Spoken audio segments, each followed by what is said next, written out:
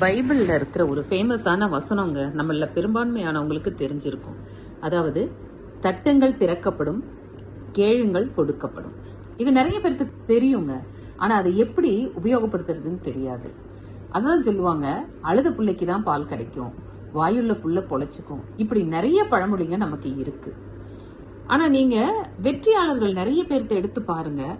அவங்க என்னென்ன பேசுறாங்க, என்னென்ன விதிகளை கடைபிடிக்கிறாங்கன்றதை எல்லாம் எடுத்து பார்த்தா அதுல முக்கியமா ஒண்ணு சொல்லுவாங்கங்க.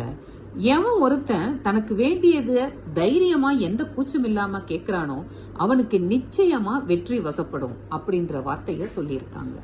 நமக்கு ஒண்ணு வேணும்னா நம்ம தாங்க கேட்கணும். இங்க யாரும் உனக்கு என்ன வேணும் அப்படின்னு கேட்டு வாலண்டியரா வந்து ஹெல்ப் பண்ண மாட்டாங்க. நம்ம கேட்க கேட்கதான் நமக்கான கதவுங்க திறக்கப்படும். நீங்க கேட்க கேட்கதான் நீங்க என்ன விஷயத்த கேட்கறீங்களோ அந்த விஷயங்களை பத்தி யோசிக்கவாவது ஆரம்பிப்பாங்க.